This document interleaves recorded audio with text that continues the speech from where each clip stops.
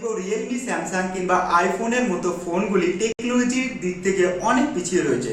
যদি ওয়াইয়ের কথা বলা হয়, ওয়াইয়ের ফোন বিভিন্ন ধরনের এমন ফাংশন পেয়ে যাবেন যে ফাংশনগুলি আজ পর্যন্ত আইফোন কিংবা অ্যান্ড্রয়েড মোবাইলে আসেনি। তবে ওয়াইয়ের যে একটি সাব ব্র্যান্ড যেটি হনারের দেখলেন একটি প্রোটোটাইপ ফোন বের করেছে এবং সেই ফোনে একটি গিম্বেল ক্যামেরা দেওয়া রয়েছে যেটি এআই ফাংশনের সঙ্গে, এবং সেই ক্যামেরাকে আপনাদের নিজের ইচ্ছা মতো অ্যাসিস্ট্যান্ট হিসাবে ব্যবহার করতে পারবেন।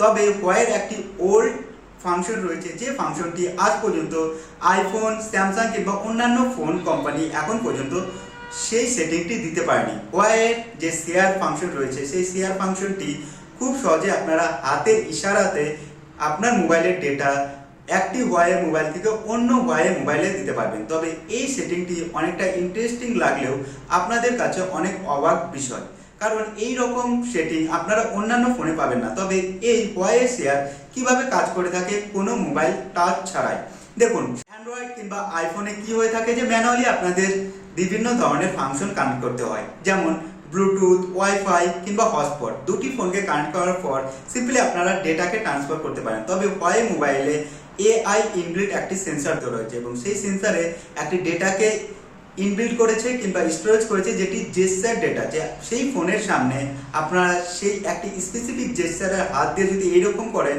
তো সিম্পলি সেই ফোনের যে সেন্সর রয়েছে সেই সেন্সরটি অ্যাক্টিভ হয়ে যাবে এবং সেই সেন্সরে আগে থেকেই ডেটা দেওয়া রয়েছে সেই জেস্চারে, যে ফোনের সামনে এরকম করলে সে বুঝে যাবে যে এখন ফাইল শেয়ার করবে। তো সিম্পলি সেই ফাইলটি এইভাবে নিয়ে অন্য মোবাইলে দিলে অন্য একটি ওয়াইয়ের মোবাইলে সেন্ড করার সময় তার মোবাইলের সামনে এরকম একটি জেস্চার নিয়ে আসবে। সেই জেস্চার নিয়ে আসলে কি হবে যে সেই মোবাইলের সেই সেন্সরটি অন হয়ে যাবে কিংবা অ্যাক্টিভ হয়ে যাবে।